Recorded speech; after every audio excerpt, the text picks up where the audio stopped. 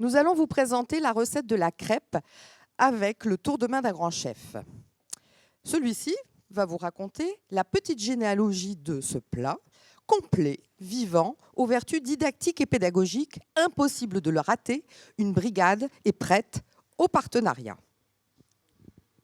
Donc, l'histoire de la coupe de robotique des écoles primaires prend naissance dans l'appel à projet des étudiants de Polytech Lille, sous la houlette de Madame Pichonna, enseignante-chercheur. Le club de robotique de l'école a proposé un temps de formation à 4 enseignants du CM qui ont accepté de relever le défi de programmer un robot dans un parcours donné.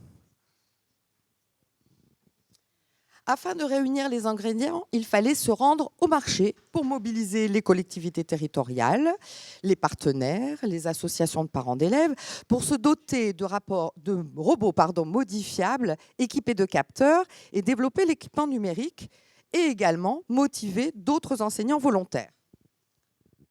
Donc, au-delà de l'aspect matériel géré par les enseignants, nous, étudiants, venons pour apporter un certain savoir-faire, mais pas que.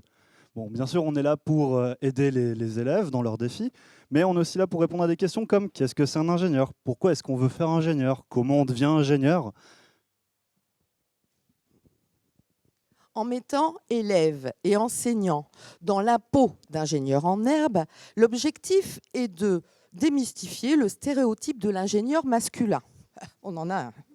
Et les filières scientifiques, au travers d'échanges spontanés.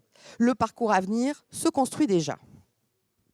Donc, pour réaliser le projet, la circonscription et les étudiants de Polytech Lille se sont réunis pour mettre en place un cahier des charges, un barème pour la réalisation du défi. On met également en place un calendrier d'intervention dans les classes. Voilà, les contenus de formation se mettent en place. Alors bien évidemment, il faut bien respecter les étapes de planification de 5 semaines de mini-stage.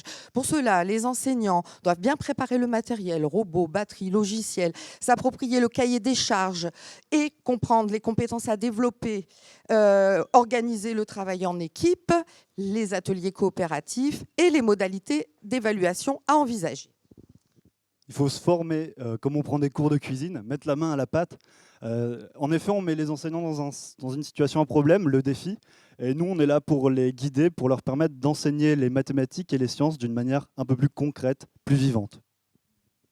Et oui, l'intérêt du défi réside dans la construction géométrique de la piste et la programmation du robot. Le scénario pédagogique favorise la réussite de tous les élèves. En prenant appui sur les résultats de la recherche, il s'agit d'identifier les erreurs, les exploiter, développer la métacognition, mais aussi dépasser le ludique qui motive pour conceptualiser les savoirs. Bon, bien sûr, c'est un défi qui nécessite d'être rigoureux et précis, mais aussi souple et capable de s'adapter aux imprévus. Il ne faut pas hésiter à laisser les élèves, prendre une pause, laisser les élèves faire le défi, les laisser réfléchir. Le défi est difficile, certes, mais ils sont capables de s'adapter, ils apprennent à persévérer. On les fait utiliser la programmation par bloc, on les fait diviser leurs problèmes complexes en de tâches plus simples. Et le défi est facilement transposable au lycée et au collège avec l'utilisation d'Arduino, par exemple. L'algorithme est constitué d'une succession d'actions, comme la recette de la crêpe, par exemple, à savoir mettre de la farine dans une terrine, ajouter un œuf 3 fois, ajouter du lait en mélangeant. Le barème défini dans le cahier des charges fixe la compréhension et l'utilisation des boucles. Mettre un œuf 3 fois. Donc le défi se transpose facilement avec des questions éthiques en accord avec le cadre de l'EMC, comme par exemple le travail en équipe, la coopération, l'engagement, le respect, la mobilisation de règles de vie. Ah, un gros morceau. Le moment de la présentation du plat. Vous voyez, les élèves présentent un document numérique qui explique les obstacles dépassés et la programmation du robot, le scénario du parcours du robot, le récit d'un héros, la piste plastiquement mise en scène. Donc pour servir, rendez-vous à Polytech Lille pour vivre un moment d'accueil vivant dans un site universitaire, dans des laboratoires, dans un Fab Lab. Participer en petit test pour vérifier les connaissances acquises lors du défi.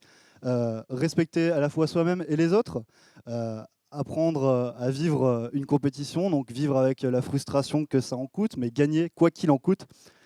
Le jour de la crêpe, nous accueillons 300 élèves et ils sont heureux de venir nous montrer leur progrès, leur inventivité, à quel point ils ont progressé. Partager la recette en formation pluricatégorielle avec le collège, avec d'autres sites universitaires, scientifiques et technologiques, avec les lycées également. Depuis sa création, la Coupe de robotique école-collège a permis à 1247 élèves d'y participer et de progresser.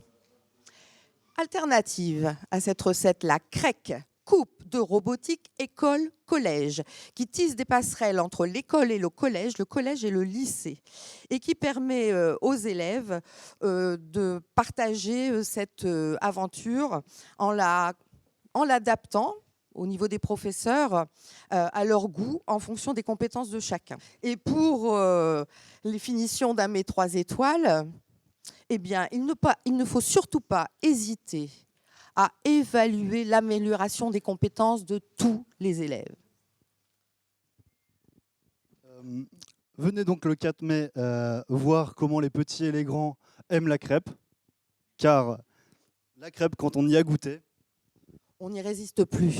Et puis, je voulais vous dire qu'avec une petite pointe d'innovation supplémentaire, nous vous invitons à participer au nouveau festival que nous lançons ce jour, le festival Asimov, un défi robotique filmé à poster en ligne et dont le Grand Prix sera remis le 27 juin à Polytech Lille, notre partenaire pour la réussite de tous les élèves. Merci.